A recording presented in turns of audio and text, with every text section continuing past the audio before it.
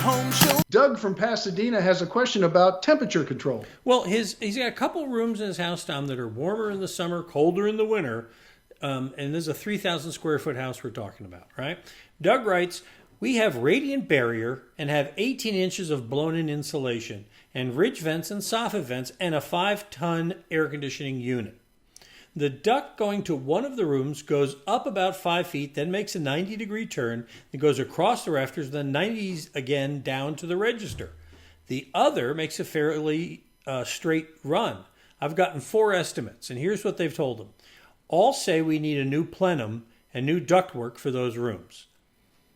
2 said we need an additional return air, and 1 said we need a hard start kit. What are your thoughts, Tom? Well, let's rule out the hard start kit right off the bat. That's not going to help that. Okay, yeah, that's not going to have anything to do with temperature, right? Yeah, I don't know. He's just trying to sell a hard start kit. What is that? He's got a kid in school. It is ductwork, but here's how I want to approach this. I tell everybody all the time, because the questions start out with, I have a radiant barrier, I have insulation, I am living on the space station, I am doing all this stuff. The important part of an air conditioner is before you put the radiant barrier and the air conditioning, the insulation and all this stuff in, you want to make sure your air conditioning system evenly cools and heats the entire structure. And then you put those things in, and all you do is lessen how much it runs, which means your electric bill goes down and you're comfortable without using so much electricity. But you've got to get that down, and it's always ductwork and distribution. That's what it is. And it could be many things. Your return airs could be too small, so you're not getting enough airflow. You could have too much pressure in there and just trying to pull air it can't find. It might be going too fast or too slow, because most of these systems have 3 air speeds. And what you do is you set the air conditioning system and the heating system to different speeds. So you get a nice even flow throughout. Then you have dampers on the plenum, which he mentioned, and the dampers can be adjusted on all the ductwork to balance the flow. But from his description, the one thing that most people don't have is all these 90 degrees in a run. That can be really bad when it comes to that. And if that's all it is, that's actually good, even though it might make it hard to reach it in some places.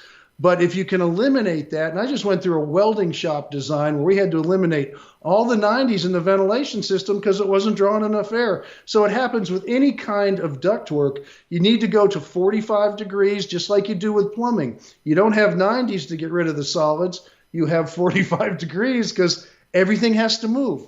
So it's the same with air also. And I have a feeling, I just wanted to throw all that other stuff out for everybody. It's going to be the ductwork, and hopefully, whether you need a new plenum or not, it could be all cruddy and everything. That's kind of common once in a while. You don't need a hard start kit, but you probably do have problems with that one run with the 90s, and so it has to be rethought a little bit. If it's only one run of duct in a plenum, that's not a big expense to get your house nice and even, because then your electric bill will go down with all the other stuff you did. In replacing that, if he does have to replace the plenum, Tom, is there a size of that plenum that you recommend? Because I know some people use a shorter plenum, some people use a longer one. What difference does that make? It comes down to this: how many ducts you have going. So this is a 3,000 square foot home, so he's probably got a pretty extensive ductwork system. So the thing is this: if you ever look at a plenum, it's going to be a 5-sided box, and attached one side to where the air conditioning system opens up right into it. You never want a duct going straight out the other end. And you'll see that all the time because they had one too many, and there was no more room around the 4 sides. And the bottom is really difficult to get to because then you have to bend it. So really you got 3 sides to deal with, the top and the 2 sides for the ducts to go out.